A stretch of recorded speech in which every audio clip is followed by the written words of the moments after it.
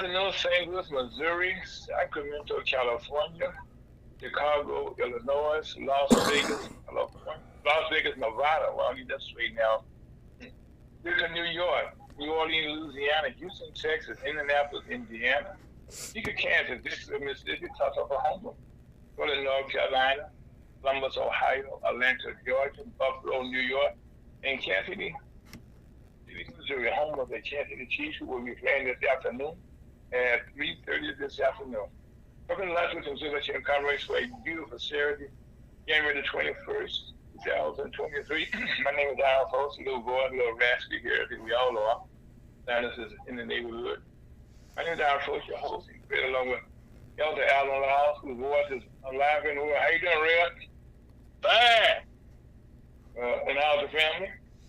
Fine. Excuse me, and how's the wife doing? Fine. That's all good. I know the choir directors are on leave from your house this weekend, so you got a break. Oh yeah. Okay, Brother Scott, your voice like my voice today, somewhat raspy. How you doing, sir? I'm doing fine, thank you. You sound like one of the Temptations, almost that red. There we go. You sound like Melvin. Yeah, Temptations. Okay. Yeah, that was Melvin with that deep voice. you got a deep bass today, okay? We'll be joined later on by Chucky Bow. But right now, we're broadcasting live on Ferguson, USAHotTalkRadio.com from beautiful Woodson Terrace, North County, St. Louis, Missouri City, and also in Orange, Missouri. And without further ado, we have a prayer with Elder Allen Laws, whose voice is doing real well. He's the pastor of the One Love Park Bible Chapel Church located at 5547 Unit, St. Louis, at 6120. Pastor Allen Laws, who's giving us our prayer today, as usual every Saturday. He's the pastor of One Love Park Bible Chapel Church located in North St. Louis at 5547 Unit. That's in beautiful One Love Park, also 6120. The next voice you hear with a clear voice. From the three of us today, we can get our Reverend Pastor Allen Laws. He's the pastor of the One Love Park Bible Chapel Church located at 5547 Dillon Avenue, 6120, and that's North St. Louis. Reverend, how you doing today, sir? First, I'll pray for our voices. Amen. Okay, Reverend, come on. What you got for us, sir? Let's bow our heads. Heavenly Father, we continue to thank you for your wonderful gospel, how that Christ died for our sin, was buried, and rose again. I continue believing to the saving of the soul, continues to make heaven your home before you sleep and after you sleep. We still like to send praises up to Lord, the Alpha, Omega, beginning and the end, and the first and the last. Heavenly Father, we thank you for waking us up this morning too, because we could do nothing without you. And you showing us a day we never seen before. And we ask that we have a wonderful fellowship with you. In Jesus' most precious name, amen. Reverend Loud, we want to thank you for that beautiful prayer. As a matter of fact, very uplifting, needless to say. But we just want to thank you so much for all you've done, for the prayers you give us every week, Heavenly Father. And just thank you. Bless you and your family. Well, what is the lesson for this week, Red? What you got for us? Well, I'm going to some more attributes, but these are the attributes, the fruit of the Spirit. Okay. See, the saints needs to know this about the fruit of the Spirit. It's 17 the works of the flesh attributes for the old man, and it's 9 for the new man. Okay.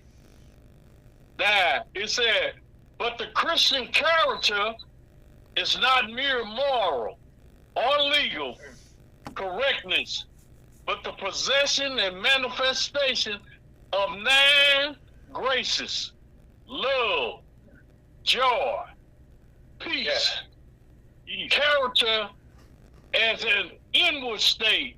That's what those first 3 is for, the inward state. Long suffering, gentleness, goodness, character, and the expression is toward Man, that's what you have towards your brothers and sisters in Christ. And the third one is faith, meekness, temperance. It's the character and the expression toward God. But real, could you please repeat those again? Okay, yes, please. That is so powerful. Please, please. All right. The correction. This time you got to do that 3 times because you got to write those down because you kind of caught me off guard with the ones you gave me because those are so much a part of our everyday life and we need that. We need that to be for our lives every day. But the Christian character is not mere moral or legal correctness, but the possession and manifestation of 9 graces: love, joy, peace. That character says in the inward state. That's for the inward state for you. He's a man. Yeah. And the next one is the long suffering, the gentleness, and the goodness character and expression toward man. You need all that for man, because otherwise you'll probably try to hurt him. That's why you need that godly spirit in you, so you won't hurt man. Amen. Amen and amen. Amen. We need that today more so than ever before, real. Now the next is, and the third is the faith, meekness, and temperance. Temperance means self-control. You know, most people say, I just couldn't help myself, but the fruit of the spirit say you got self-control. And these people get carried away, be hollering and rolling out on the phone, rolling and stuff like that. That ain't the spirit of God. Amen. That's that envy spirit. That's from below, which is the devil and his demons. That's they foolishness. What they do when they go to a ball game and all that. Yes. And that's that faith, meekness, and temperance, the character and the expression toward God. See, it's between you and God. Now, we're going to compare this with, let's go to John 15. We're going to compare them 9 fruits of the Spirit. Go to John 15. Big John. Thank John. Big John. Big John. Yes. Thank John. Yeah. 15 and verse 1 through 5. It says, I am the true vine, and my Father is the husbandman. Every branch in me that beareth not fruit, he taketh away. And every branch that bear fruit, he purgeth it, that it may bring forth more fruit. Now, ye are clean through the word which I have spoken unto you. Abide in me, and I in you. As the branch cannot bear fruit of itself, except it abide in the vine. No more can ye except ye abide in me. I am the vine, ye are the branches. He that abide in me, and I in him, the same bringeth forth much fruit, for without me you can do nothing. Now I'm gonna tell the people something about the Spirit of God. You know, everybody thinks that we're gonna be seeing that, we're gonna be recognizing each other and talking about with each other, but we're not gonna be. This vine right here is showing you a type of Christ in heaven and how we're gonna be with him forever and ever. Everywhere he goes, we're gonna go because he's that vine that shows us that we are involved with him, and everybody gonna see him. Ain't that wonderful? We gonna see him. We're not gonna know nothing about our mother, our father, our uncle. That's down here talk. But up in heaven is a whole different thing. I think that's the whole thing, okay, that a lot of people, miss that, or when they're listening too well, but they're not hearing the exact words that have to be said. You say, I say, we all be, we transform, like he needs to transform to a whole new person. Yeah. Not your old self. Right. That when you can't identify, you can't see your old self. Which is a good thing in some cases. Very good way. Good thing is. That's why I said we ought to read and stick to the book instead of our filthy imagination of what we think it is. I heard some preachers be saying, well, let me put it this way. No, don't let you put nothing this way. You said what the book said. Bibliology. God's mind. Don't be putting nothing in your word, because it said there's no good thing that dwells in the flesh. Huh? Come on, ain't nothing good in you.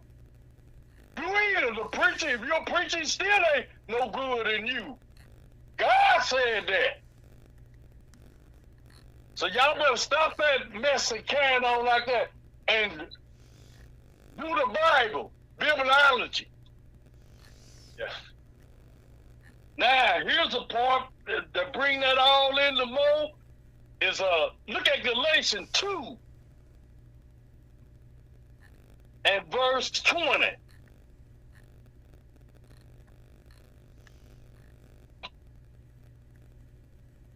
It said, see, when Christ died, I died. When Christ was buried, I was buried. When Christ rose, I rose. When Christ went into heaven, I was in heaven too. I went to heaven too. I did everything that he did because he the one made it possible. Amen. That's why I said, this is why I'm saying Galatians 2 and 20 said, the Christian life is the outliving of the in-living Christ. I am crucified with Christ. Nevertheless, I live, yet not I, but Christ liveth in me. Amen. And the life which I now live in the flesh, I live by the faith of the Son of God, who loved me and gave himself for me. Amen. That's the end of that message, Brother Brother Allen. Well, Rev, I'm not gonna lie to you. You have given some powerful messages, over the years that we have heard from you. Okay, but I had to put this up there as being probably one of the better ones. Okay, so you actually speaking here today, Rev, to things that we all have to see ourselves in what we being taught. How does it affect me? How does it deal with me? Okay.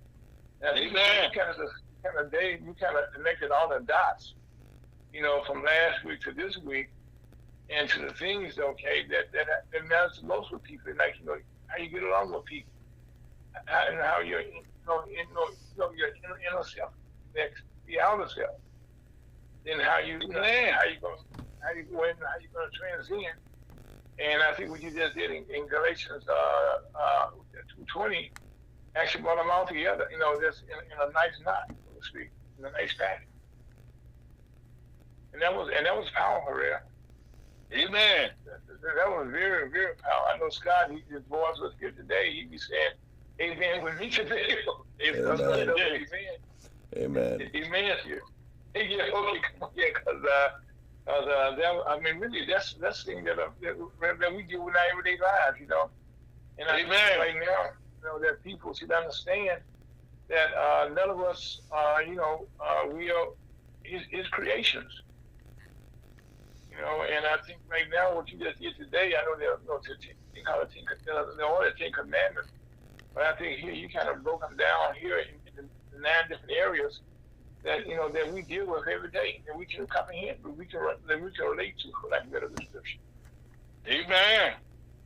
And I just want to thank for that was actually like I said, a great message today, and I just thank you so much, okay, for the message that you bring us, okay, and also for how much today you said you make it plain.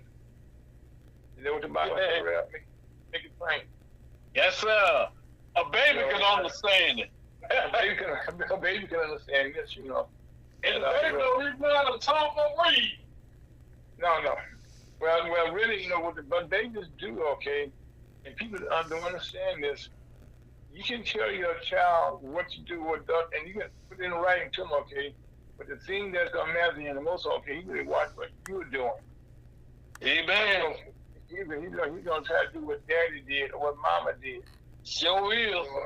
Then what Mama said, or like now you seeing. I hate to get on this soapbox here, but you seeing with all these guns, in the schools now.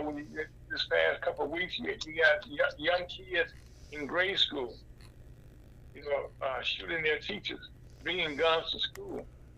Well, first off, no kid can buy a gun. Okay, first of all, okay. No kid can load a gun, okay. Nor can any kid, learn how to respond to somebody that they mad at. They watch their parents do this kind of stuff. Aaron, remember those attributes of wickedness, and you think maybe their parents is telling them to go there and shoot up the school and stuff? You can't say they ain't. You hope they wouldn't. You hope they ain't doing that, but they could be doing that. Well, I think they're saying things, okay, that kids don't understand the actual meaning, okay, and they just only what they're doing is they're taking it, okay, and dissecting it that they're understanding the way they comprehending it. Their version of what's being heard. Yep. Somebody's behind the action that's taking place out here in the sinful world. Somebody's behind that what makes that possible. Yeah. Oh, yeah. Oh, no doubt about that, Rev. It's like again. We have to understand that we got to be watchful what we say around our kids. Yep. You know what they be saying, Ira? Don't say what I say. You do what I tell you to do. Well, what you tell them to do ain't no good. No, again, like I said before, I know my kids, as I gotten older, and I'm matter of fact, I watch my kids, and I watch my grandkids, okay? do what my kids did, okay? And so, and now I heard my own kids telling me, well, Daddy, I saw you, I watched you, I read you did this or you did that.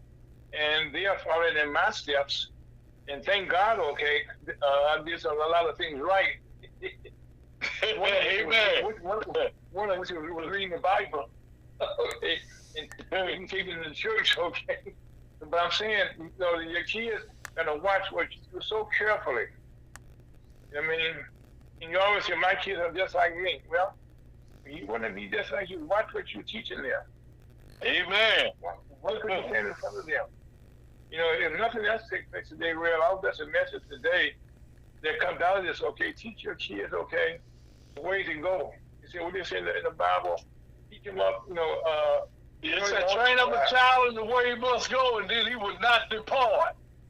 Right. Okay. So I think now, okay, the principle you just gave this afternoon, kind of, actually speaks directly to those things. Yeah. It speaks directly to those things. And that's why I said again, I want to just thank you so much for the message today. That like I said, out the park, and they say, kids are off the chain, but a great thing to hear. And I just said, thank all of our listeners who join us every Saturday. Oh my God, since 2015, okay, that you can learn more than you did before. And please tell a friend about lunch with the Kingdom Comrades. My name is Aaron, folks. The message you heard today was from Reverend Elder Allen Lau, the right Elder Reverend Allen Lau, Pastor one of Paul Bible Church. And that's Scott Owens, our general manager and our engineer and our brother-in-law, who voices under, we said we really help each other right now. So Scott, I'm gonna say, no matter what, the wife is doing fine. Also, he told me that already. Also, before the show. So I'm gonna say that, okay. But on that note, I love you, brother. Hope your voice gets better, like mine is getting better, okay. My name is Howard Phillips. That's Scott Detra. Scott, you get out of here. Amen. Okay.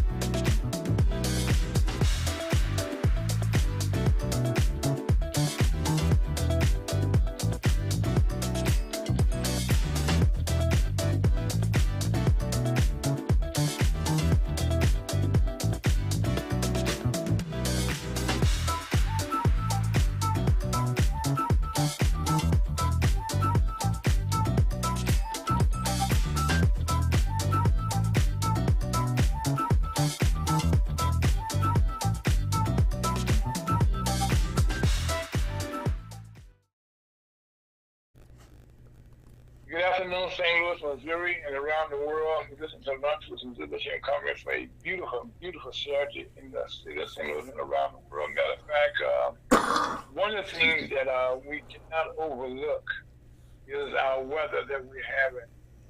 Last week we were in the 60s here in St. Louis.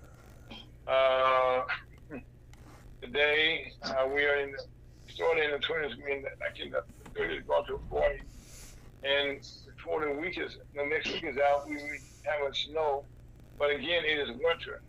And I'm making a point here is that around the country, we get flash floods in California. I mean, not only floods, weather we never seen before in our entire lives. It's okay, Northern California weather. But we have a landslides, cities with some type of water.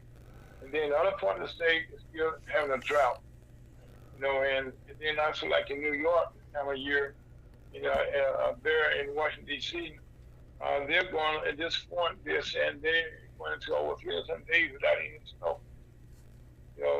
And so I'm saying now this is not a typical weather pattern, weather that we've been used to over the years. So right now, anyone tell us not that global warming is not taking place, the temperatures in the world are not changing. And around the world, we don't talk about it all the time, but there are earthquakes taking place. There are volcanoes going off over in Hawaii. And like as Bob would tell you, this sounds like, Reb, and you can back me up on this, there will be these type of things taking place in our lifetime. And right now, we are seeing a lot of things taking place in our lifetime. And these are those right now, because we're still kind of coming out of the pandemic. But I'm happy to say, according to CNN, that the flu, the COVID-19, and the RSV season, the viruses, I should say, things that affect our respiratory systems are now starting to drop the lowest level in 3 months. Now, that's not saying everyone is feeling better, okay, but it doesn't mean that people are starting to feel better. And so that's a good sign. We need to help that continue to get better. Now, as you see, and more people wearing their face masks now than ever before. They haven't used a couple of years now. And also they're trying to make social distance as much as they can. And the thing that we tell you never forget to do is wash your hands. Now, don't touch your face. Those are the things, okay, that determine how your body is going to receive. If you keep those things out of your body, it protects your inner body. So we're telling you, please, if you do that the best you can, protect yourself from all these types of things, okay, that are affecting you. The respiratory system is very important. That's when that was my sinus today. Okay, that's respiratory. Okay, all right, Real? Right. And the COVID-19 is now attacking people's respiratory system. And in the flu, being those all together, that's a heck of a bad combination that they have to deal with. But right now, I'm happy to say that from reports are saying that matter of fact, it said that the deaths are leveling off. We're not having as many as we had in the past, which is a good thing. The hospitalizations, that's another good thing. We just ask that we continue to go in that direction and just listen to things we are saying. Also listen to what science is saying. The doctors are telling you.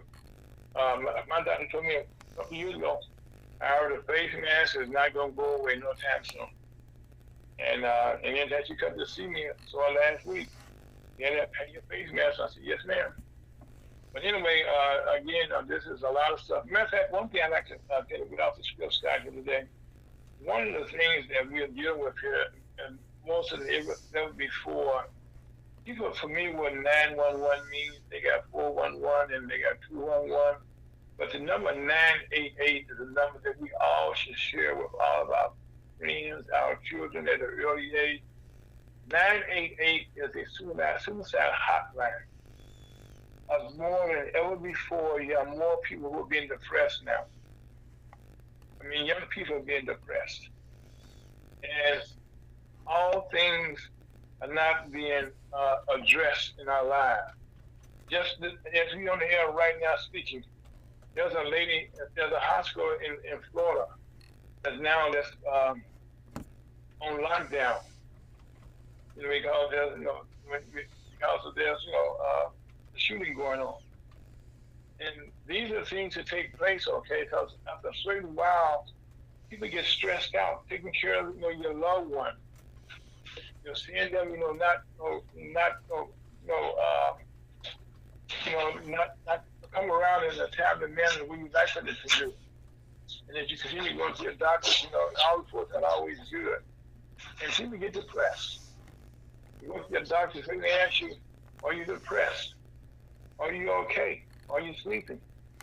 Well, doesn't mean if you're not doing those things, how can I get help for the night? Call 988. It's a 24-hour line that anyone can call. It's free.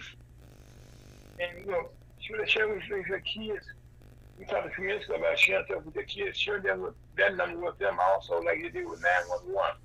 If you sit them down and you put them back and you talk to somebody, you can't talk to your mother or your father or your parents or you, your mother or your husband, your wife, call 988 and get some counseling. That's the thing that that all of us need at some point in their lives. Is not talking to somebody else that understands you.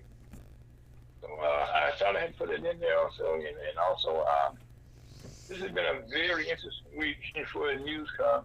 Matter of fact, something that put the company in an uproar back in May of last year, May 3rd. If you're not aware, on May 3rd, 2022, a Supreme Court draft opinion was leaked, let out. Suggests that the 1973 Roe versus Wade, which made abortion legal, would be overturned. Now, just the fact of the rumor, okay, that it would be leaked, immediately put people in the streets right away. Protests are taking place all around the country. Matter of fact, and then during that, Justice Clarence Thomas made a comment that, well, we're not going to stop there. We have other plans. Well, needless to say, later on that summer, what we had read about or heard about became a reality. And the Roe versus Wade was overturned. And that changed our politics. As a matter of fact, one of the things that women who had this right for over 50-some years have been accustomed to, pulling their bodies. and people not understand what I'm talking about here. Roe versus Wade gave a woman the control of bodies. Went to have one baby, and she was raped in the place, that found her body, okay? She had some options, okay, to live her life. It also controlled, how should she go to college? Could she start a family when she wanted to? When could she put out getting married, okay? And so when that changed around, that not only did that create, turmoil, in the election last year in 2022, in that the election was different, okay, because a lot of women came out and voted in favor of the Democrats. Because when it happened here, it's that, there's always research being done. But one of the things that was very much been documented here, that there was a plan by the Republican Party, Democrat Republican, this is just information that you need to know, that the Supreme Court was put there not to be a Democratic Party or a Republican Party. It was meant to be there for the people. And so now when you kind of politicize that, by that I mean is that the Republicans that you noticed in the last couple of years, after they put 3 more justices on the Supreme Court that were in favor of abortion, but said they were not before they were confirmed. They didn't have an opinion, but they were put there. And once they were put there, all the Republican legislators around the country all started passing bills so they could be appealed to get to the Supreme Court, so they could challenge Roe versus Wade. Well, that showed, and it's been documented, okay, there was a plan that was hatched, and it's working. And that really is against our whole Supreme Court system. And that's not the way it should be. But you're going to hear more about this in the coming weeks, okay? But right now, Chief Justice John Roberts, requiring an investigation to take place after the leak. And I will say this, you heard this already probably, that the investigators, the investigation had over 126, formal reviews. Now, this is with the justices, the clerks, the family, the people that interface with them, and also the over 97 employees. In some cases, the Supreme Court justices themselves were interviewed. Well, the marshal for the Supreme Court, a lady by the name of Gail Curtin, talked about it before, did this investigation, and they found they could not trace who said it, who done it. So it's one of those Christian novels. Then we find out we'll know. But the one thing that the Bible tells us, okay, is that right now, some of the justices right now are not getting along for the first time in our history. That that right now we got justice against justice now. I mean, they're not as cohesive as they used to be. Because right now somebody planted a seed, you follow me, Ray? And that seed has now grown up and creating chaos in our justice system. That's a one thing, okay, that should be always nonpartisan. You go to court, the judges should be nonpartisan. But I said nonpartisan, Democrat, Republican, Libertarian, Green Party, none of that. These are supposed to be for the people. And so right now, this is some of the things that's taking place. And what I just said about the justice not getting along, that was from an article that was recently printed in the Atlantic magazine by a gentleman by the name of Stephen May. And that's an article you need to get a copy of in the Atlantic magazine. It gets down to the more details that I'm giving you today. But also, we have to say that, what this is done in the sense that the justices seem to not be more impatient with each other. They're more frustrated with each other. Sometimes, on disrespect in public, so to speak. Not good. And also here in St. Louis, just this past week, we had a lot of our religious leaders, not just from one faith, multiple faiths, filed a lawsuit. It was in the circuit court here to overturn a Missouri law banning banning abortion. And they are done it across the country and this weekend. And the one thing that we should all be aware of, okay, is that of our rights. Figure out when something goes on, do your research. Don't listen to idle folks. Don't listen to real. Don't listen to Scott. We need to document where we're going here. Another big thing that's looked us in the face that's very important to all of us right now is the number of $31 trillion. 31 trillion. That's not billion. 31 trillion. $381 trillion. That is our debt limit that we have ran up against this past Thursday. Now, what this means, this is unofficial, not unofficial, it's the number that our country, the money that we have spent, that we owe. And so now, and that's our budget coming up for the next year. Every year, the Congress and the president get together, we got a budget, how much money we're going to need to keep our government running. And right now, the president and the Speaker of the House get together called all bills, spending bills, stored in the House of Representatives.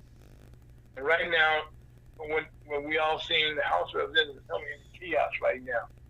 But the one thing that they all got to come together on, okay, is our count, on the on our American debt ceiling. And so we're going to hear a lot about this in the next couple of months, I should say. But it's going to, at the end of the day, it has to work out. Otherwise, trying to say we fault on our bills, not on here around the world, our credit goes down. That is not a good thing. But just watch those things yourself personally what is going on and follow those things. And also, a number of people seeking unemployment benefits in the last 4 months has reached a 4-month low in this past week, and that's a good thing. But now, having said that, a lot of you reading about Microsoft. I go down the whole list. All of the high-tech companies right now are cutting jobs. Now, these are not manufacturing jobs. These are jobs that the IT people, the technology people that actually running to make things go here, research and stuff like that. Well, those jobs are being cut. Now, these are very, very high-paying jobs.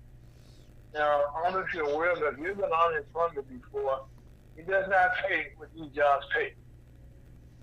I mean, this does not pay what these jobs pay. Unemployment does.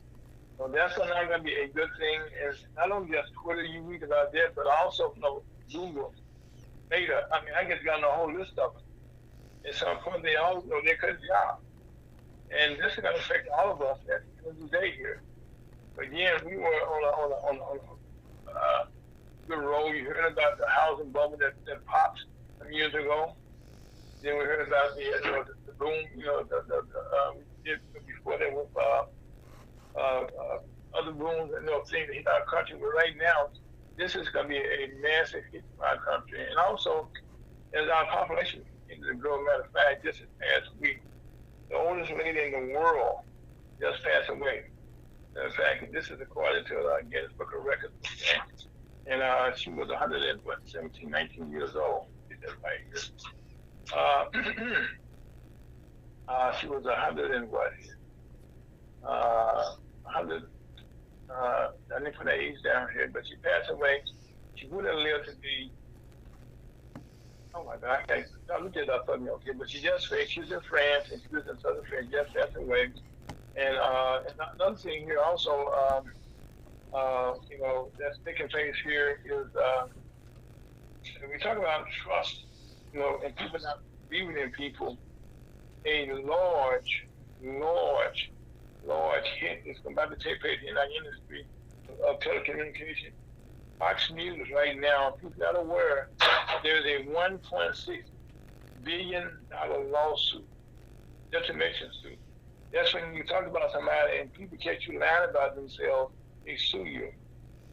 Well, Dominion voting system filed a suit against Fox News, and they're doing the election 2020. They lied about their assistants, being unreliable, and it cost them a lot of money. And that was, spoken all around the world, you know what I mean, and it hurt their business. And so they sued us. Now, if you're not aware, Fox News is owned by a gentleman by the name of Rupert Murdoch. And he's from down in Australia. He has news stations, TV stations, cable systems all around the world, like in England, also in Australia, and also in this country. Well, that word was spread all those different places. But right now, he just got deposed. And what that means is, in a lawsuit that normally settled out of court, Dominion is not backing away. That means that this is going to come to a head at some point. Somebody got to blink, somebody got to settle. And right now, Dominion said, you're not backing down. So you get up to the chairman of the board, CEO, like Mr. Rupert, that means this is not a good thing. Matter of fact, all the little people that work with him, John Hannity and other people that you see at Fox News, they already have came in and y'all have admitted, okay, they lied about the elections. They knew they were lying on the air. The one thing that we don't do on this show, we don't lie. If we tell a lie, we correct it as soon as we can. But right now, most times people are aware Scott is in the computer. Most times I'm be on the air. If I'm making a mistake, he's gonna tell me this. Yeah, that's not true. That's not true. And so we ask you to please. And another thing that's not good in the state of Florida, the governor down there is fighting against Black history being taught in the school. Now, me being a black man, Rick, you being a black man, and nothing against Scott here because we are loving, but I've never been a black man. I've never been a black man. Okay, Scott, but you love us all. right now, the history is being taught, is being borrowed, I should say, from schools in Florida. Once they go to another state, they try to ban it, teaching about Black African American studies. But Italian studies is not being banned. German studies is not being banned. Jewish is not being banned. None of those are okay, but Black studies, and they're telling us, okay, that our kids, my great-grandkids, my grandkids, cannot be taught about what I may have did in history. Well, some other people that done in history that's Black. And we all know for a fact that even now, okay, the traffic light, a whole lot of things Black has been a part of. They have to, Booker T. Washington bring a lot of things that we have today. Those histories need to be told.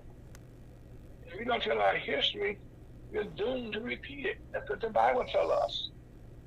And so I think that's a bad thing to do. And I hope that doesn't. And right now, this is what the Republican Party is doing in a whole lot of ways. This is not good. This is not good. This is not good at all. Okay. And also, okay, for the first time in my lifetime, I would say in the last 70-some years, China always has been the most populous nation in the world. And they have more people than anybody else in the world. Well, for the first time, their population is going in the opposite direction. It's shrinking. One of the things we can say about that is COVID-19 got started over in China. And what China didn't do that we did in this country, I think President Trump, he rushed through the vaccines to get them done. But China has not used those vaccines. Every country in the world used those vaccines. And China refused. And that's why the economy is going in the wrong direction. So right now we ask ourselves, pray that these things continue to rectify themselves, okay, and we want to be a part of what's going on. Another thing that's before time gets out here, most of us watch TV. And one of my favorite TV programs is on Sunday nights after the football game called NCIS Los Angeles. They'll kill Jay and all the gang, they've been on there for 14 years now. Well, it just was announced that their show is being canceled. Matter of fact, this is their last season. Not that the show is not making money. It's one of the top shows, right now for CBS. But right now, they just did a series that was highly rated, but they're gonna take them off air. And that's not what's called.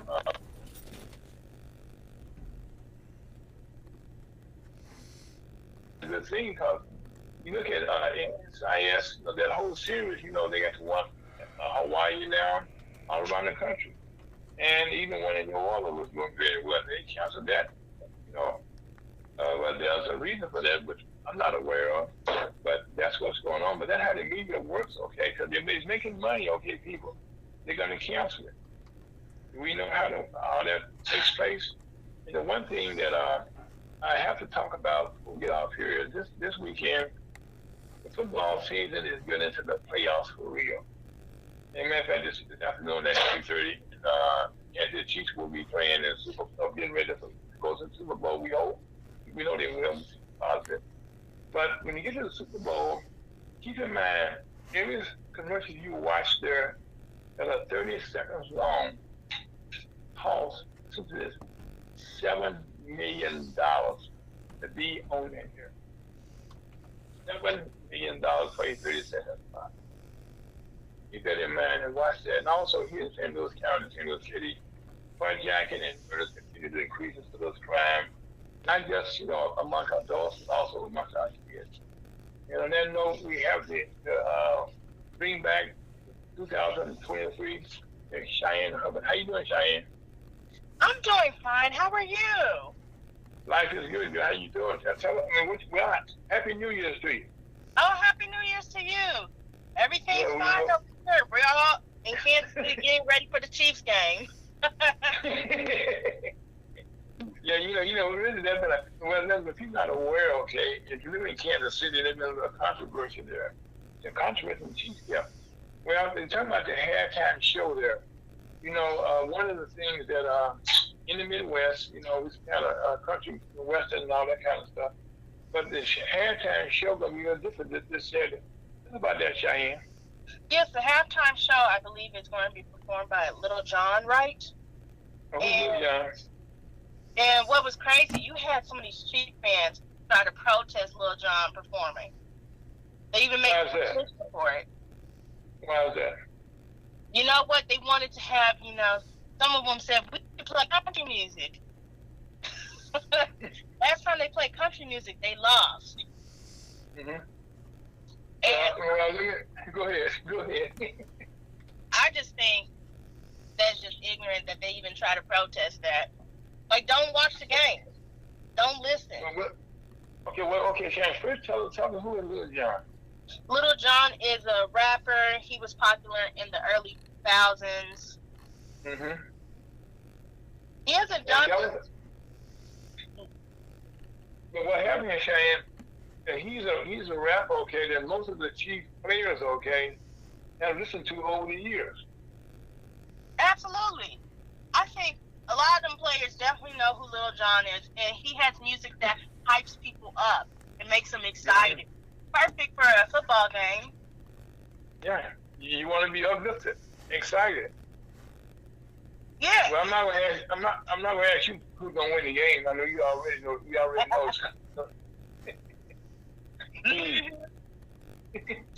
Well, anyway, Shannon, one of the things I'm going to talk to you quick about, okay, we talked about earlier in the program, like people like Google, Microsoft, Amazon, Facebook, Wayfair and all those companies, okay, they're cutting a lot of jobs, why, what's going on with that? Well, I truly think we're in a recession. You can see that we're definitely in a recession. Look at how much grocery prices are, how expensive everything is around you. It's getting real ridiculous. And the companies are trying to cut their losses, basically, even though I feel like some of these companies are definitely price gouging currently. Tell us about that egg. Tell us about eggs in Kansas City. Eggs around here, I just bought some. I saw some recently. They were almost like $12 for like an 18-pack. which Come again, $12 for 18 it's eggs. crazy. Eggs should not be that much. And they try to blame it on the flu, but the egg companies who are selling these eggs, right, have reported record-breaking profits. So it's just really, I think, rooted in price gouging. They try and blame it on the avian flu, but those companies who are making record-breaking profits haven't had any cases of the avian flu.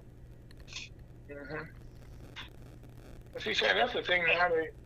The thing nowadays, okay, that people and companies don't understand that there was a time, okay, you could tell me a lie, and I had to accept your lie as being facts. But with research that we have nowadays, you can go out and do your own research and look at the records, of the profit these companies are making, and they're forgetting about that. With internet nowadays, with social media, people are more connected than ever. And you can see people are talking across the country how unfair this is.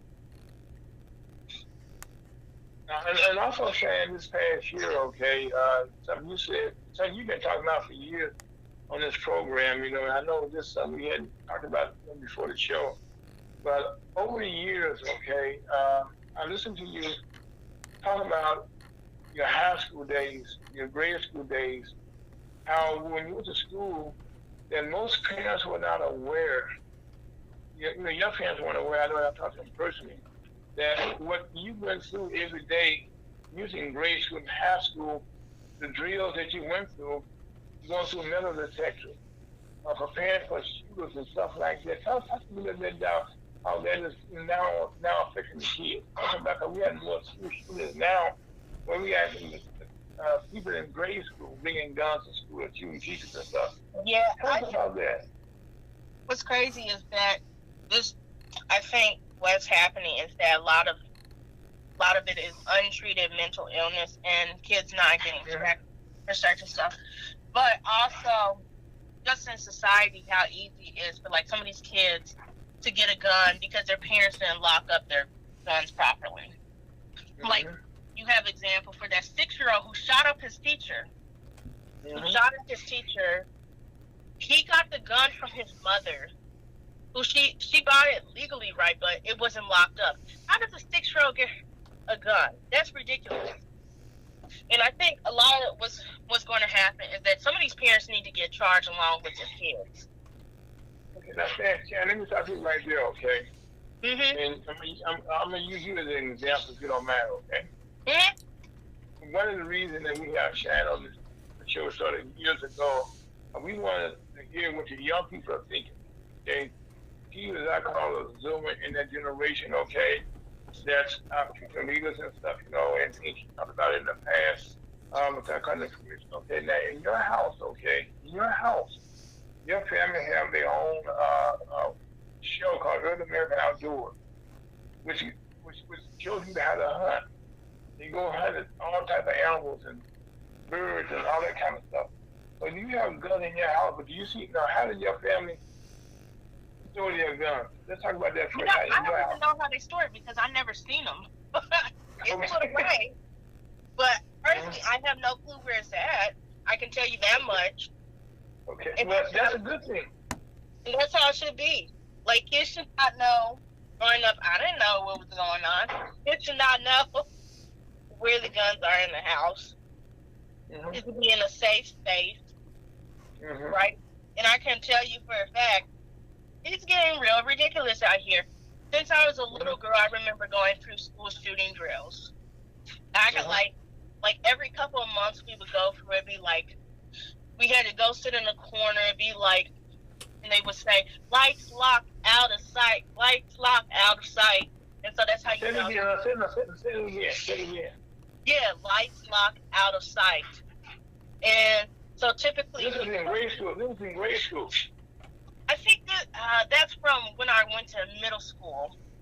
Middle school, So, okay. I was only like 11 then, so I was really young. Okay. And I can remember going to the back of the classroom, our teachers having to lock the doors and turn off the lights. And it definitely, it was the conversation that got brought up, once in a while. Like, do you have an escape plan if something goes on? Because always when I got in a classroom, I would have an escape plan just in case something goes south. Okay, now let me ask another question, okay? Did you go home and tell your parents about this was going on in school? Did you tell your parents about this? No, I thought it was just normal.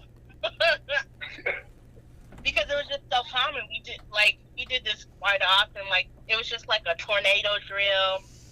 Mm-hmm. We had tornado drills where you would go down, cover your head, or go down to the basement of the school. Mm-hmm. I thought it was like that. Just really normal.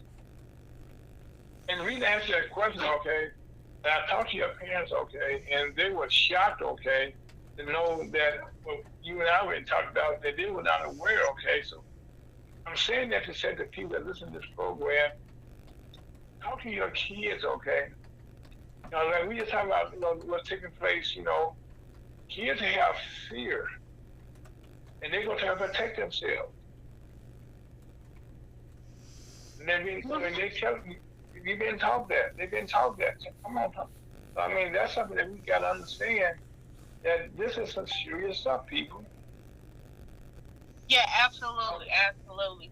Because I can remember, at least around when I was like, I think I had to be in 11th grade, this kid attempted to bring a gun to the school. It was really scary. Extremely scary. And that's going to stick with me for the rest of life.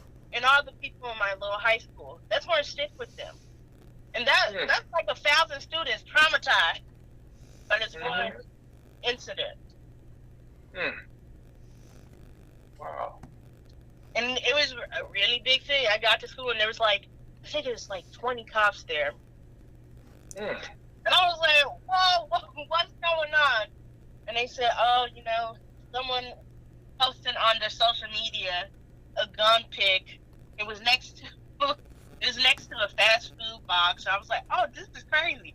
Let me call my parents to pick me up because I am not staying here. Wow, and it was fortunate, because you had a cell phone. Yeah, and see, that's why I think younger kids are getting cell phones even more quickly than other kids back in the day, because I think I got my first cell phone when I was 11 years old. It was right after Sandy Hooks.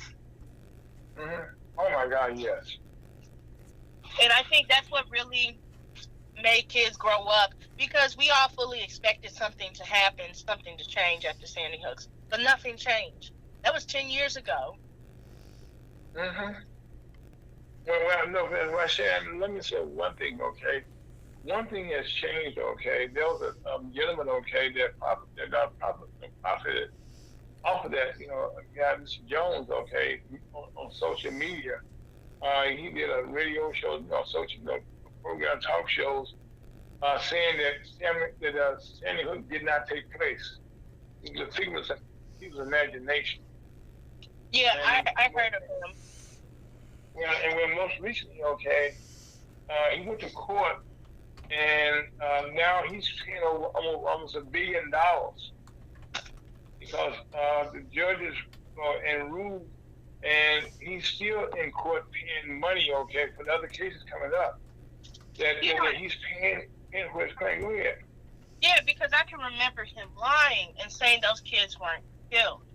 It was a shame that, he made a full-blown conspiracy theory and promoted it on his internet radio show, right?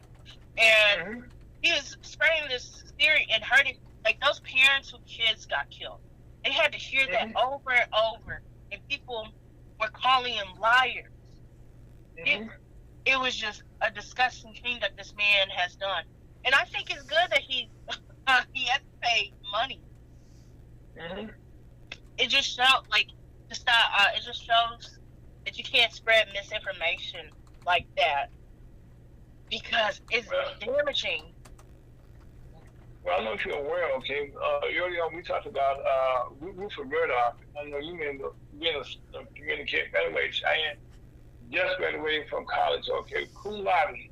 in Kansas City, Missouri, Missouri, Kansas City, cum laude. And she studied in communications, okay? And she's been our guest, been our own host on this show, our show for, we're going about 2 or 3 years now, right, Cheyenne? Yes, absolutely. It has been. And also she does other shows also. But, and so we have our own, because we want people to hear what young people are thinking about what's actually going on. And so now, Cheyenne, Rupert Murdoch, you didn't even know who he is. You're not aware, he's the owner of Fox News around the world. And he just got deposed because of a lawsuit, just like the one they did against Jones over Sandy Hook that's taking place now against Fox News, a company named Dominion Voting System is suing them for almost $2 billion. For defamation suit, that during the 2020 elections that Donald Trump actually won the election. And now people on the air personalities, Tucker Carlson,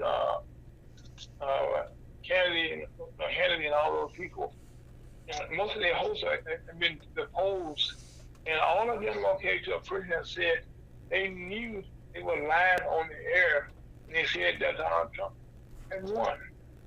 Yeah, it's just propaganda, misinformation. and that misinformation, okay, is about to cost Fox News almost $2 billion when it's all over with. Mm-hmm. Now, let me say this to you, okay, being a communication major, how many minds have been affected by that? How can we change that? Well, the crazy thing is that with the age of social media, mm-hmm. with the misinformation everywhere, it is millions of people across the country, across the globe, honestly. Mm-hmm. Because you have the people with the January 6th stuff, which is another messy topic. You have people. Tell us how many young people are looking at that. How you guys looking? How you guys digesting that? Well, the crazy thing with the January 6th thing is that we truly are just over it. Trump should have definitely been arrested earlier, and all the people who were involved with the January 6th should have been arrested when it first happened. Mm-hmm. The fact is, it took 2 whole years, and it's still going on. This what's it called? The court system is still took 2 whole years. Not everyone's arrested. They're still running around. You have people who were believing that Donald Trump was really elected, and they were promoting this misinformation. They're in Congress. Some of them are in Congress making laws. It just doesn't give hope to the average person. We don't have much hope and faith in our, government right now. And I haven't said that, Shane. How do you feel about this? We all watched we know for people that are aware that in the House of Representatives, that the Republicans have a majority for the first time in like years, I would say. And every time they change leadership, to different Republican change, you have to elect a leader. Okay, and that's called a speaker. And and we watched that election for the speaker. Okay, we go around for about 15 times. We've made history. So now that we are here now, we have one man who voted in that, Mr. Santos. Everyone knows who he is right now. How does that make you feel that he sits in Congress, having told all type of lies? Oh, the George Santos thing is crazy. That man is a pathological liar. He lied about almost every aspect of his life, and he's making laws. And it's crazy because they won't out him or make him leave, because I think the Republican side might be scared that they're going to lose their majority. Well, okay, for people not aware, okay, tell us about John Santos, Congressman Santos, some of the things that So, one of the things he lied about is that his mother died because of 9/11. His mother wasn't even in the country when 9/11 happened, according to, just passport records and stuff like that. He made a GoFundMe for her. Okay, he stole people money. He also lied and said that he was Jewish and said that his grandparents survived the Holocaust. And that's very touching to a lot of people. That is, that makes speechless. The other thing is that he lied about being, let me see. Turns out he was in Brazil. He did tax fraud over there and escaped Brazil. And I guess he has an arrest warrant out for him. If he ever goes back to Brazil, he's going to get arrested. And also, the one thing, okay, that I know that you can speak to, one thing that you're very proud of right now, okay, is you graduated from University of Missouri, Kansas City. You're proud of your school that you went to, okay? And then you're also proud of the high school you went to. Those things people live by. What high school did you go to? What college did you go to? I went to Sumner Academy. That's my high school. And then I went to the University of Missouri, Kansas City. And then, I'm very proud of those schools. But also, how I got my beginning was I went to a local community college that really helped a lot, which is called Kansas City, Kansas Community College. So I'm proud of all the education and hard work I put into my education. So how does that make you feel when you hear him learn about the college or the school that he went to? The more I learn about him, the less shocked I am. But it's still pretty shocking that no one was, when he was first running, no one checked this to see if he's lying about any of that. When you apply to a job anywhere else, you have to go through some sort of background check. They just obviously did not do that. Right. And that's not a Republican situation. Democrats normally do, check out, the background of people that they run up against. Oh yeah, the Democratic Party in New York is still to blame for this because they should have did a background check as well. Because the way he was able to win should have never happened. One lie could have took him down because it would have been a domino effect. But no one seemed to check. People love their money, okay, and the fact that he came up with $700,000 that he donated to the Republican Party in New York, and matter of fact, they have given the money back, but they don't want the money. But somebody to give me $700,000, okay, and I would want to find out, who this person is, give me a little bit about them. Yeah, absolutely. And no one checked. It's crazy. Because this is the second, I read this is the second time he ran. Right. And no one for multiple years never checked about him or anything he has done. Because this easily could have been slam dunk for, the Democrats out there. Well, that's why right now, okay, if there's a special election, which question? Well, let me say this, okay. If he's expelled from Congress, that means that district has to have a special election for someone to represent that district.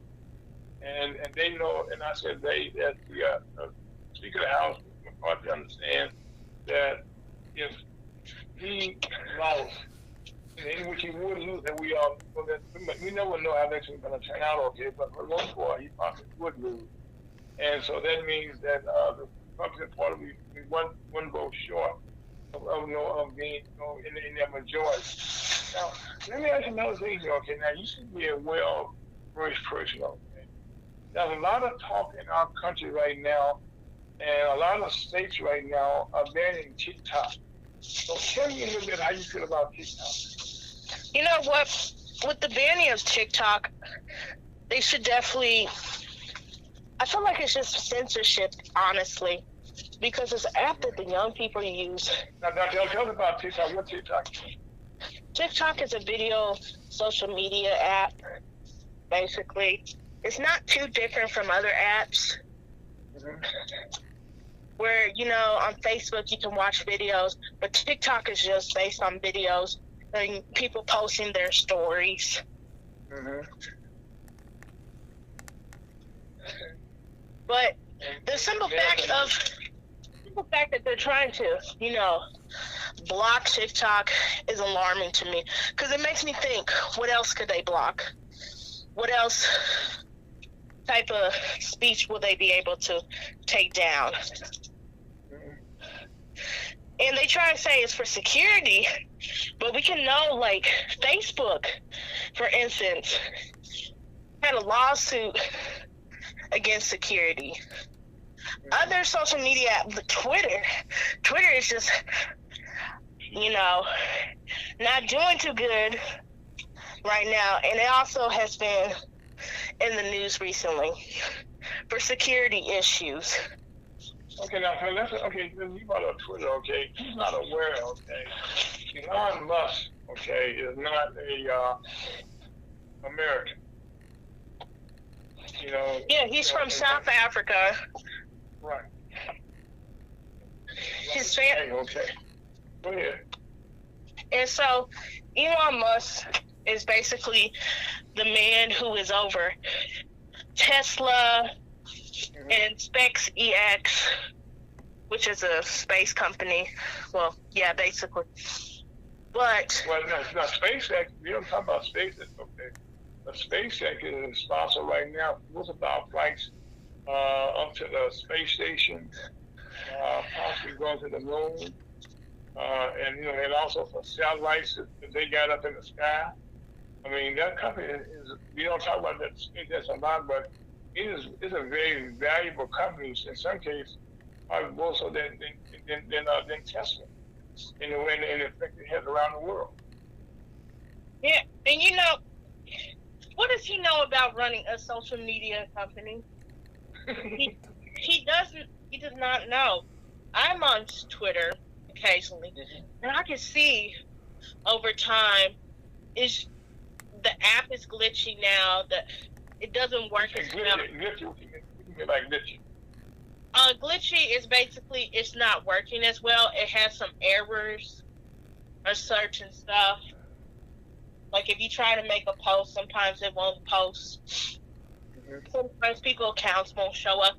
But he right now is hemorrhaging money. He is not making any money off of this. He is losing money rapidly. $1 billion.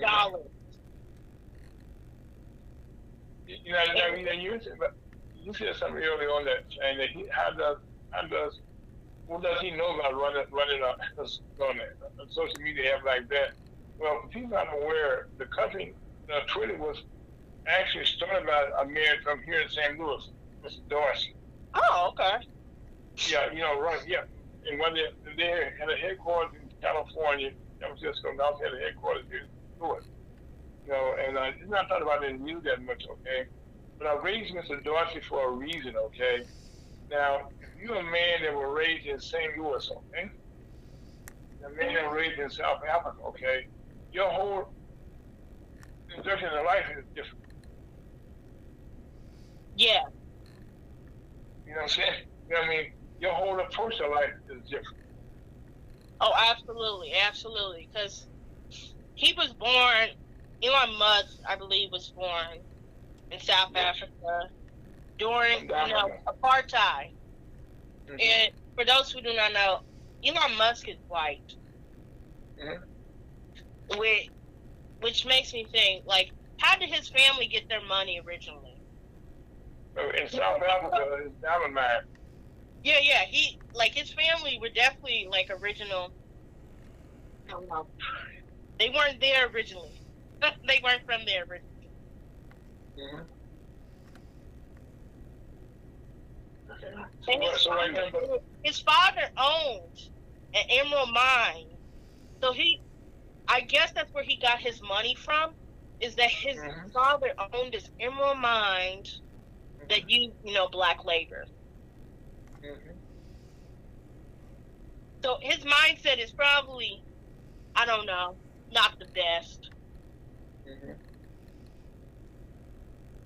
So right now you ask a question, okay? You got a man who grew up in the Midwest, okay, and he built this Twitter company, okay, from scratch. I actually watched him do it, just kind of follow him, how he did this stuff, okay? The money put into it, the people he hired, it made him one of the most successful companies in the world. To be honest with you, Twitter is used all around the world, not just in this country, okay? Yes. And that is, almost any country in the world, and people right now use Twitter right now to communicate with people. But Twitter's not just something that kids play with. This is something that people, movie stars. Sometimes people, before they talk to their family on any given day, they get really that Twitter. What did I miss last night? Yeah, Twitter's like a new newspaper for a lot of people, because you can get your information pretty rapidly. When there's an event, a major event going on, I check Twitter. I check Twitter.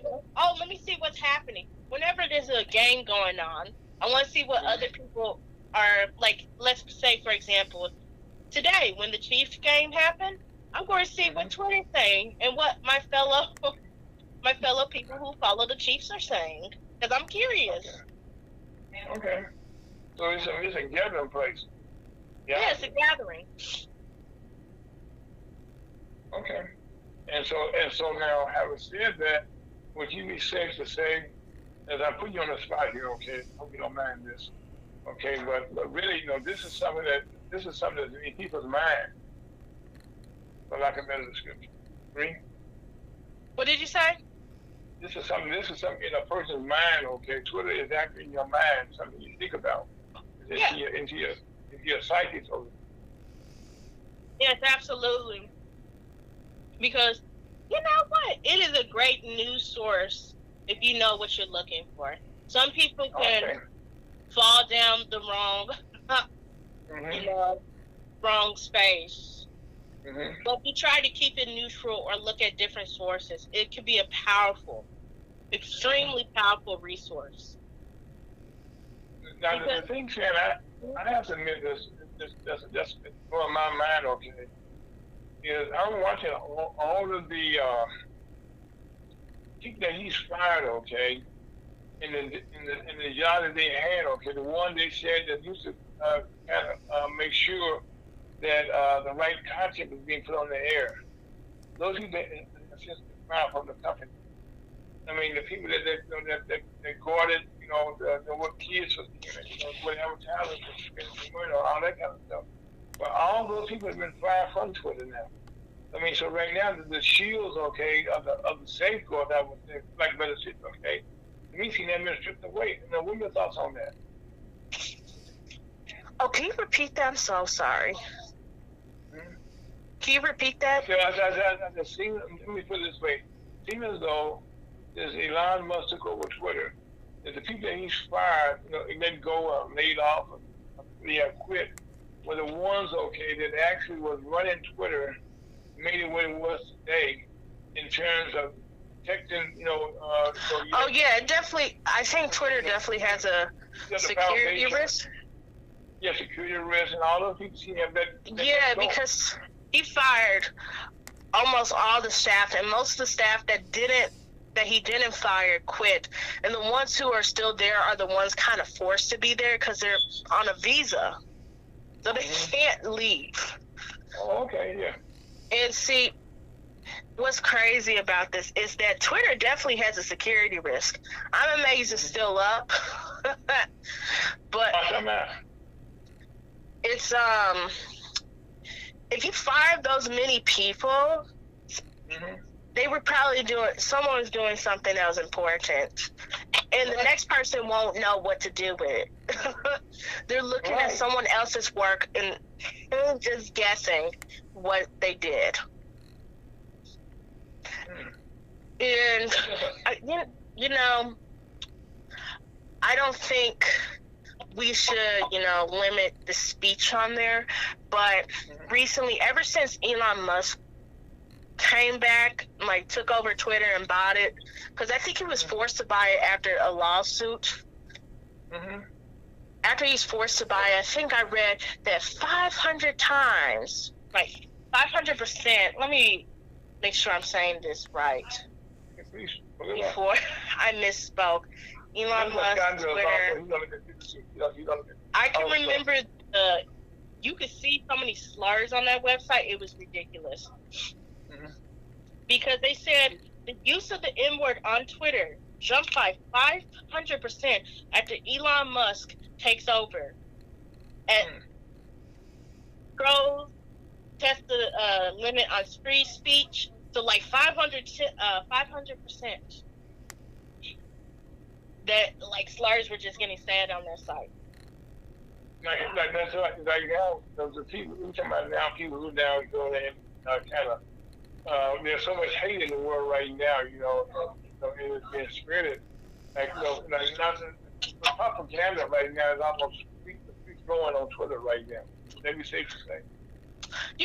Yes, I can see some of it, but you have people who try to combat that by spreading, other information. And, I'm not shocked that this is happening at all, because this hate isn't something that's new, honestly, because just look at, the history of the United States. Like, the hate has been there for generations, and it's just never been checked, personally.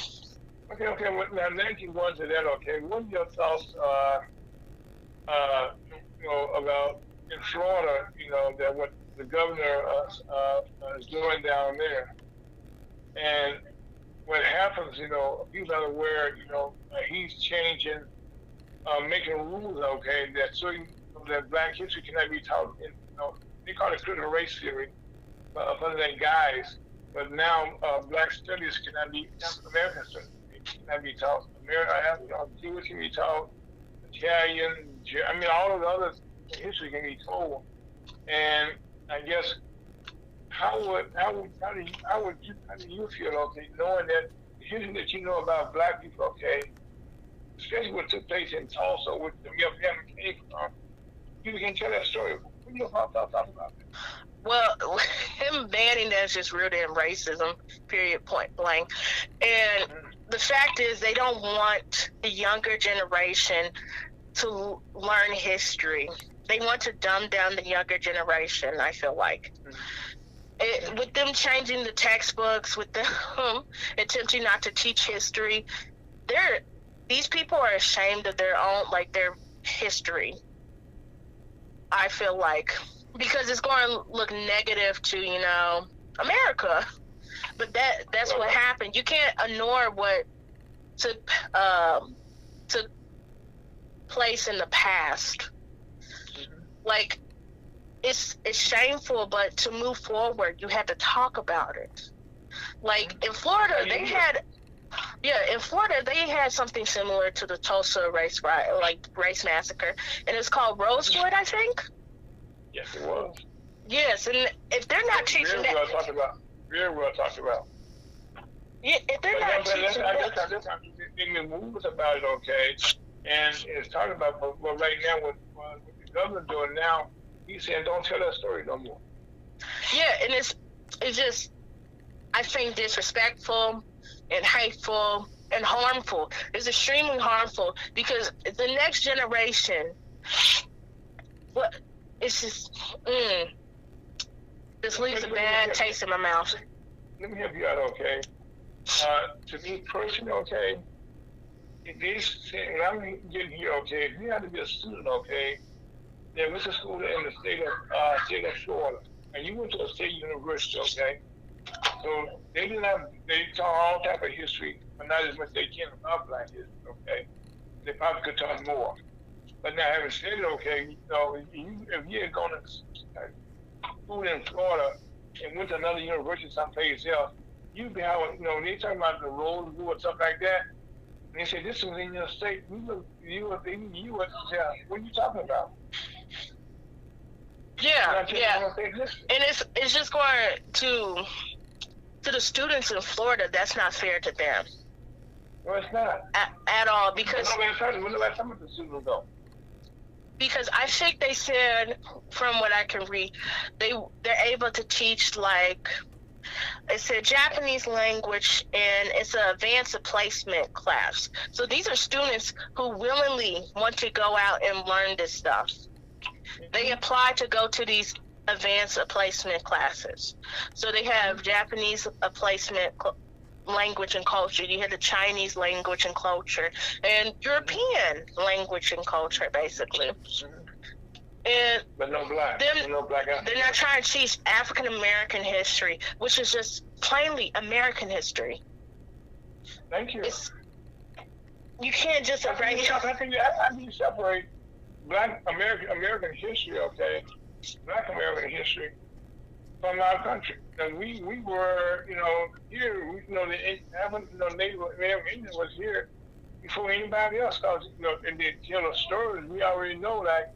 I'm good for M.C. Richardson, okay, his family owned land, okay, in Oklahoma, where they stole, where they have oil at now. They were put out there. And there's lawsuits going on right now around the country, okay, that's how people's land was stolen. That's about oil company. Yeah, absolutely. And it's crazy because I feel like they don't want the younger generation to learn some of this stuff. Why is that? Because I feel like they might think the younger generation is going to look at their grandparents and parents and think, hey, what did you do back then?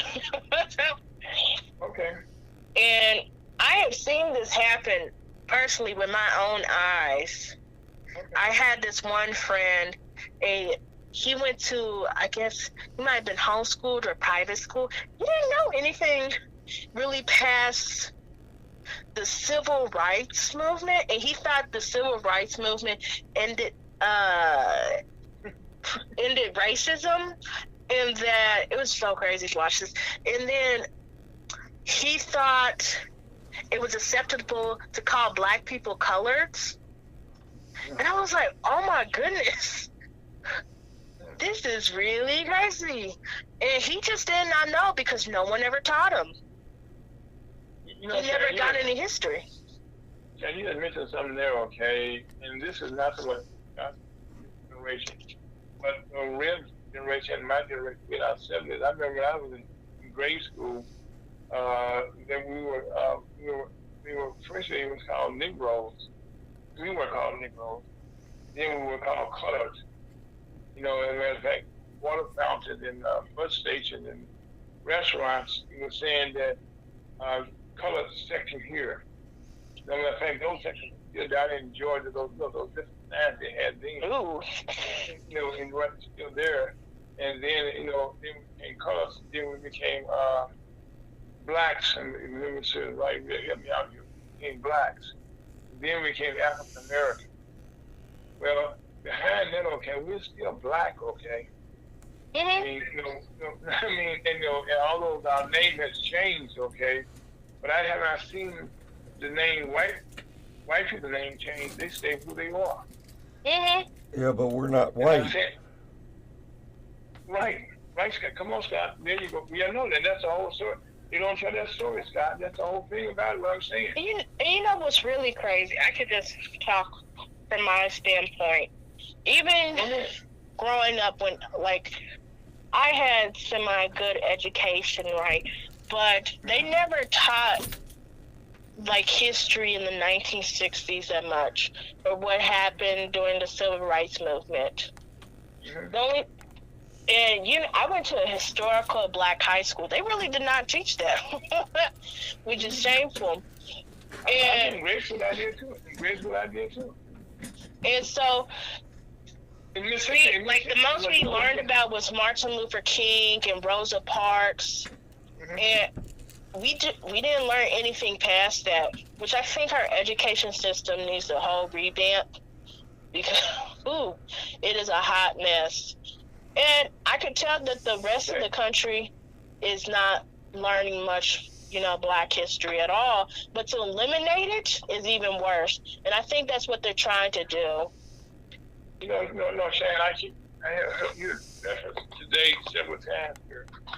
But it seems like, okay, that people your generation didn't know what happened prior to Martin Luther King time in the 60s, okay? No, because basically we had one conversation about slavery, and then it was nothing else about that. The most of my education came from me, my parents, my grandparents, and uncles talking about this certain stuff. Like, oh, this happened back in the day. It just blew my mind. I was like, you had to do what? You had to go.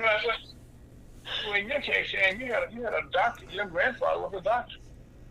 Yeah, he was no, I think it was my great grandfather. Yes. Yeah, your great grandfather. On your mother's side, yes. I'm sorry. Yeah, and the way he was able to get the degree is because he was I figured it out because it never passed down of how he was able to become a doctor and a dentist at the same time. So he was a servant to this philanthropist, and the philanthropist saw a really brilliant man. He's like, wow, you're very smart, and he gave him money to go to college.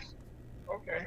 And that's the only way he was able to make it. If someone didn't help him, that would have never happened at all. Okay. And I'm gonna bring a good friend Chuck DeBow into the conversation, okay?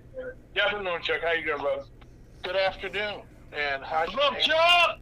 My brother. Right. Okay. Now, Chuck, I'm gonna put you in the fire right away, okay? In the case of your family, okay, in Indianapolis, okay, your family, and what I was just saying to Sharon when you came into the conversation, okay, that in her generation of the Zoomers right now, they're saying that black folks wasn't anything going on before Martin Luther King. That's when black folks, something I'm doing now is, when you get to your family, okay, your family, the Vogt family goes way back in Indianapolis. This black kid. Tell us about your family, the roots in Indianapolis. Well, it's a very similar scenario that my maternal grandfather came from Mississippi. And I believe he was he was by himself, I believe, and he was 12 or 14 years old. And he was trying to get to Chicago, but ran out of money and made it as far as Indianapolis. And he became he was just working in the train station as a shoe shine boy. And he happened to shine shoes for John Philip Sousa.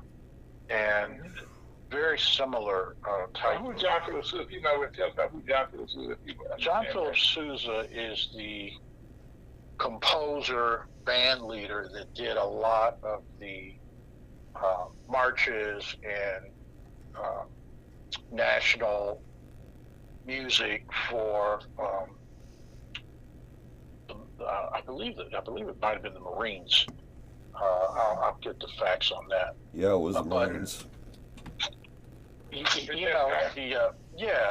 when you hear those big band, marching band type stuff that the military had, he wrote a number of those. And John Philip, he basically took him from that shoe shine box and made him his valet, and took him on the road with him as his valet. And there's all kinds of speculation that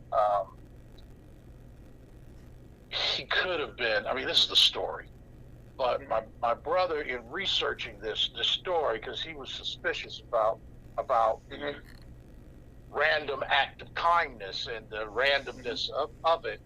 And there's belief that my grandfather, I almost said great-grandfather, was my mother's father, that he could have been an illegitimate child of John Philip Sousa, because for whatever reason, a lot of my mother's family had names that were similar to the Sousa family. And so there were suspicions there and other things that they discovered. And so let me I pulled it up, so I wanted to give the facts. And let me just read a couple sentences here. John Philip Sousa was an American composer and conductor of the late Romantic era, known primarily for American military marches. He is known as the March King, or the American March King, to distinguish him from British counterpart Kenneth J. Alfred. Amongst his best-known marches are the Stars and Stripes Forever, the National March of the United States, Semper Fidelis, the official march of the United States Marine Corps, Liberty Bell, the Thunderer, and the Washington Post.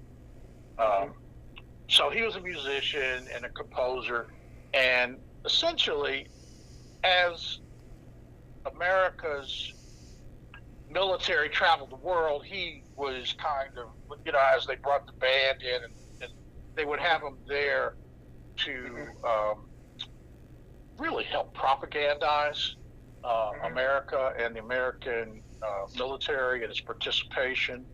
And so this was John Philip was born in 1854. So let's say this was right at the turn of the century, or even a little bit before that, and it was predating World War II. So John Philip Sousa gave him this job, and we have my grandfather's passport that showed. I mean, he was in places like Russia back in the 30s and the 20s, and even before that. So at some point, they reached a place where John Philip said, this isn't the life for you. You need to go to school, and paid for him and sent him to Indiana University, and actually financed him going to dental school. And I think, Cheyenne, you said your great-grandfather was a dentist. So there's some similarities there. And my grandfather is, the other part of the story is, he's fair enough complexion-wise that he passed. He was getting away with stuff and not being singled out. He was passed. My mother's father was very fair complected, and so there's no doubt that there's some let's say European blood in our DNA, in our heritage. So he went and basically completed school, started his family, and set each one of his children up in a similar fashion. Not each one, the boys. All the boys were set up with a business. One in the moving industry, and then two of the others were in the funeral homes. And back in those days, you could, funeral homes were some of the core pillars of Black society with it. Yeah, so, and moving was another thing that you had to have a black mover. And as the industrial era came about, and as the World War II ended, there were government programs and other things like that to allow for military veterans to have credit or support for acquiring homes. And that's kind of like part of, I think, St. Louis, Detroit, Cleveland, Chicago, and as that industrial revolution came about, that's when all these people started buying homes. And the economic, the GDI, the overall economic production of our country went up significantly because of the GI Bill and the advent of the Industrial Revolution. Now, that's a lot to take in on I think, the core subject here about history and what we're talking about. And can I ask you what his name was? Your grandfather? Yeah, his William Weir Stewart, Stuart. So anybody in Indianapolis, ask them about Stewart's Moving or Stewart's Mortuary, especially if their family's been there for generations. And at one time, they were the only businesses in those sectors. He was one of the first black dentists, and he was also the moving company and the funeral home. They were staples of society there. And just a record. Stop for 1 second, okay? Just for the record, okay?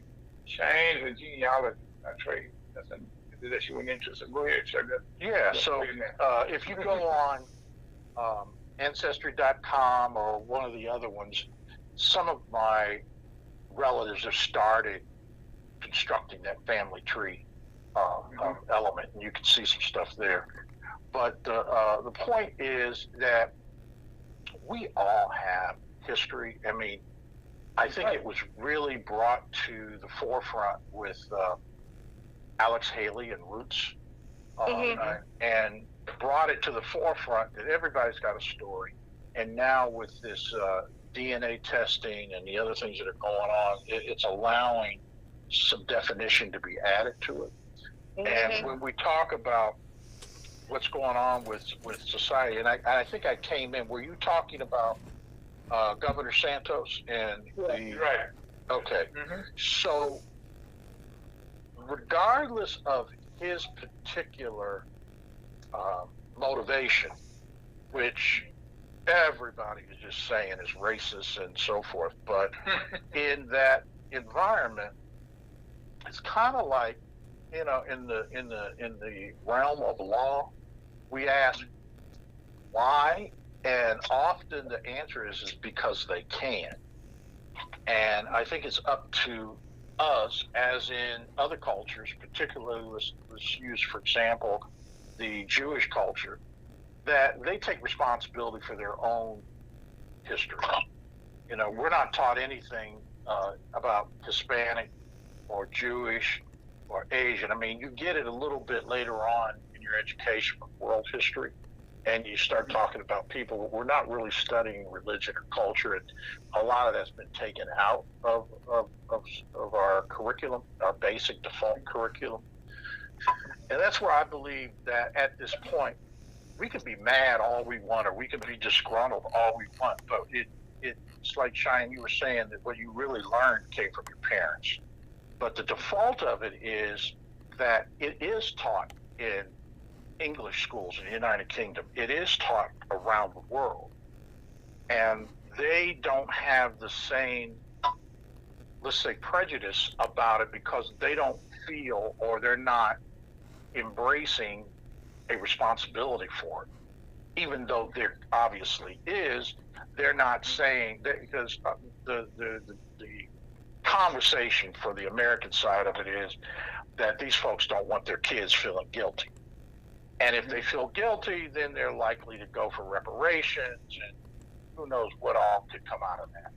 But it's happening anyway as people wake up. And it's kind of like when you say, don't play with fire to a child, well, the first thing they want to know is why not? You know, I mean, it's human nature is that don't do this, don't do that, and because you have not quantified the value of the rule, or the you know, what you're telling them. You know, so a lot of us played with fire until we got burnt, and then we knew all about it, and we knew how to better convey that.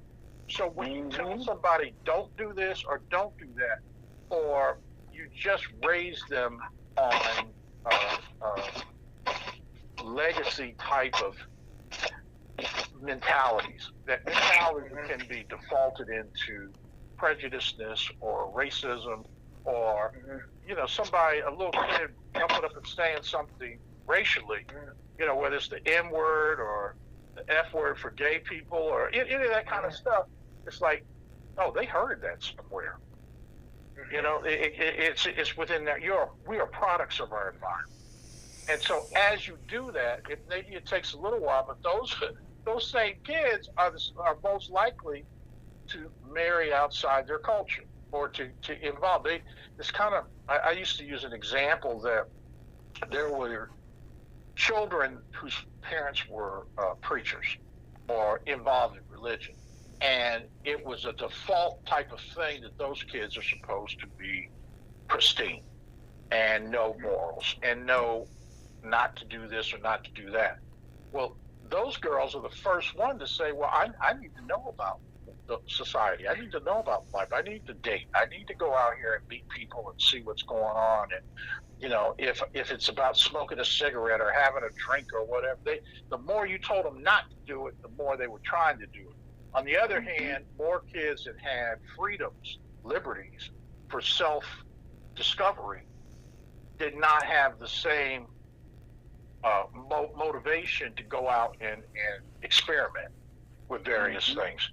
So as we do, similar to like other cultures, because not only are we talking about religion, you know, we're talking about music, home economics, shop, like learning how to be a carpenter or fix things and use your hands, auto mechanics. All those were things that were part of school. But we never, ever had, I never, ever had anything necessarily about slavery. And when they got into the Emancipation Proclamation, it was years later before you realize it was really about slavery. It was about free labor. So it's crept into our education, into our society, into our learning, but it isn't, as you might say, unwrapped. You know, drilled down into the further. So we have some superficiality about what is our education. I mean, it's just like, how many people never heard or knew anything about Buffalo Soldiers or the Tuskegee Airmen or, you know, the Black Tank Division, you know, the Army, or who these people were, not to mention inventions, educators, and there's a lot of stuff right now that we're not being attributed for. Go ahead. No, I just mentioned it to Airman also. Doing the story I told about there. In fact, that's a good example on Tuskegee. You know, there were two sides to that. You know, they talked about what took place in terms of the medical field, okay, about Tuskegee, but they didn't tell about how well they were the house, okay, and never lost a mission. You know, and how successful they were. And that's a story that a lot of those bombers, pilots that they protected, they wanted to. They felt like, hey, give these guys their just due. You know, give them their respect. Right. But on the other hand, if it wasn't for George Lucas, and I think it was $100 million or whatever he invested in the film, and against everybody telling him, oh, you'll never make the money back. However, that thing has a earning residual in perpetuity. It will go forever because it is now a place for history, a source for historical. What movie was that, Joe? What movie was that? I think it's called Red Tails. Okay. You know, and it took over 10 years for it to be made. I mean, you know, they've been planning it and talking about it, and a lot of actors were hoping to be in line to play a role in it, but it just never ever was getting shot. You know, they're going into production. But you know, we're talking about how you can't really stop history. You know, there's a story about. There was a time when I believe it was the Japanese enslaved the Chinese, and I think it's Nantuk, something like that. But it wasn't part of anybody's history, and except the Chinese were saying we'll never forget, and that's kind of like somebody making that movie about it or these different stories. That now it becomes part of history, or to the point where there's like, that wasn't in any history books. You know, we didn't know about that. And, you know, there are these kinds of stories and things coming out, and there's lots of them. and certainly in Africa, and as we get into how leaderships or the colonization and what happened and how it happened, and there's elements. I mean, like understanding Africa had all the gold, but then what happened? They changed the game to where gold was no longer the standard. And okay, so what is? I have to cut you off. You're amazing, and the rest of us. Okay, this has been an interesting show, but we have to get Chuck in here now. Talk about the National Chamber of Commerce and the gains that we have made. Okay, as far as exposing all the things that we're talking about now, and how yesterday we had a very powerful Zoom call. We just said so, Chuck, about something that affects a lot of Black folks. Okay, that the National Chamber of Commerce be involved with, as well as some other things. Chuck, I'm better what's on with your chamber right now. If you don't mind. This will be continued. Okay.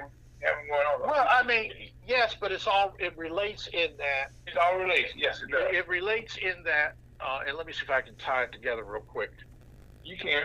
Our communities, the core of our communities have to do with economics. Thank you. And economics have to do with how you use, part of it is your ability to use your vote. I mean, in terms of what's going on in the schools or what's going on in the public sector about these we call wastelands where there's no grocery stores or even in the point where the schools, desert, all these things going on. So part of that has to do with how do we economically empower. One of the tools is being used against us, or and we're having not fully appreciate the value of it, is credit. What is your credit? You did a good job. So we are looking at something simple like a credit score. That you don't really have a choice on anything. It's all kind of made up for us, and we're in a system that says, okay, they pull you up and say, okay, well, we ain't got to give you that rate of a loan, or we don't have to give you any loan. But it was determined by science, by statistics, by facts, that if you have a 720 credit score and you own a business, you're immediately qualifying for at least $1 million in access to capital. And by not paying attention to the little details and how it works and challenging, and then taking it on a whole nother level, that during this eviction process, there's some lying going on. I mean, there being things that being rules and laws and things like being imposed on us that are not factual, law, and truthful. But if you get a letter from a credit bureau that says, well, we've canceled your loan, and as a result, you've got to pay this or do that, or you're going to be foreclosed on. Your mortgage is canceled. So there's a lot of science and information. We're coming with a program on credit education. It's really financial literacy, but it's all part of it. And it relates to business credit as well as individuals, because a lot of these loans or your credit worthiness has to do with your personal assets and your personal credit scores, those sorts of things. So that's core of it, but it links right to opportunity, as in contracting, and the other part of it is, I've mentioned it before, but there's this new category. I mean, it's not really new, but how it's being used. It's new to us, Chuck. It's new to us. Okay, so that category is minority. And how many white folks can be minorities?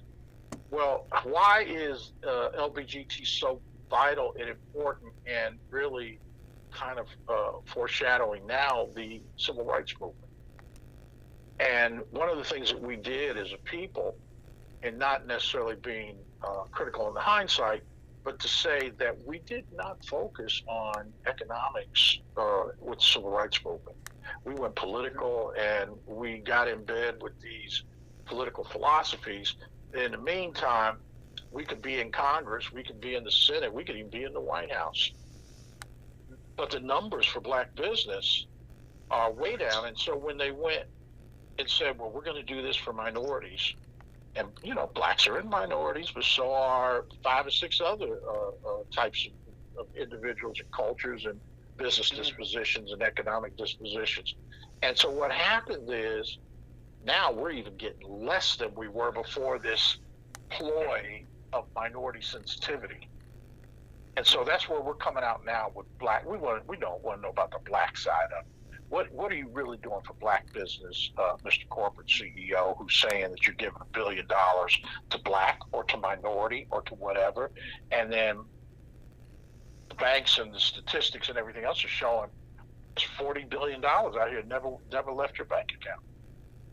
You know, so what are the stats behind that? Why? And not to necessarily be critical. I mean, to you know, want to fight with them, but as much as understand the statistics, the facts, and the impact of how much racism is costing you. You know, if it's really like you don't care so much about this, that, and the other, you care about your money, or this, I don't know how many trillions of dollars the U.S. is in debt, and we're concerned about defaulting on that, and our credit ratings globally going down, and all the things involved with that. So it's all, you know, it's a big topic.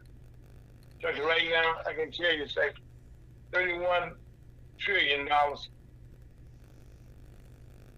Yeah, it's like, you know, does anybody even take that serious? What does that mean? How does it translate? Yes, $31 trillion. It's as long as they owe you, you'll never go broke. Well, you know, and that's part of what I was saying about Africa and gold. They converted it to paper money. They converted the value system, the global monetary system, to paper money. That's what? A trust factor to say how much is your printer running today? You know, it used to be you could only print so much money based on how much gold you had. Well, all the gold was in Africa. And once they realized that, they told the Africans that you want to be out here in the global monetary system, you got to convert to money. But we'll tell you what, we'll buy your gold for you. So, you know, they look over their left shoulder and tell them, hey, get the printers going. We're going to print some money up and go over here and take these people's gold. You know, Chuck, I got to tell you right now, Scott didn't give us our reminder, but we're right up on the hour. So tell us, you did an excellent job of saying, once we're going for the National Human Congress now, how you focus going forward. I put that to you, put that right.